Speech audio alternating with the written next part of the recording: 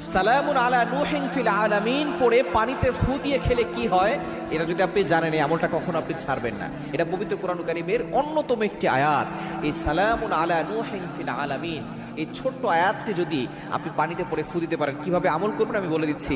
কি কি পুরস্কার আপনি পাবেন। এক নম্বর হচ্ছে, এটা পরে যদি আপনি পানিতে ফু দিয়ে খেতে পারেন, আল্লাহ তাআলা আপনাকে সুস্থতার নিয়ামত দান করবেন। যারা অসুস্থ আছেন, জটিল ও কঠিন রোগে আক্রান্ত হয়ে পড়েছেন, ডক্টররা আপনাকে নিষেধ করে দিয়েছে যে আপনি বেশি দিন বাঁচবেন না, আপনি এই আয়াতের আমলে আপনি আমল করলে, একিনের সাথে আমল করলে আপনি সুস্থ হতে পারেন। কেননা সুস্থতা দেওয়ার মালিক হচ্ছেন আল্লাহ, অসুস্থ দেওয়ার মালিক হচ্ছেন আল্লাহ। তবে আপনি যদি একিনের সাথে কোরআনের আমল করতে পারেন, আল্লাহ তাআলা আপনাকে সুস্থ করে দিতে পারেন।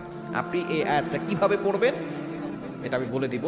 এক নাম্বার হচ্ছে আল্লাহ তাআলা আপনাকে সুস্থতার নিয়ামত দান করবেন। নাম্বার 2, দ্বিতীয় নাম্বার হচ্ছে আপনার সকল প্রয়োজন আল্লাহ তাআলা পূরণ করবেন। 3 নাম্বার হচ্ছে আপনার সকল অভাব আল্লাহ তাআলা দূর করবেন।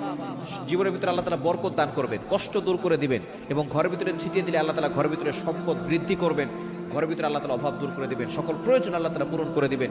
শুধু তাই নয়, এটা পরে যদি আপনি দোয়া করেন, আল্লাহ তাআলা আপনার দোয়া কবুল করবেন।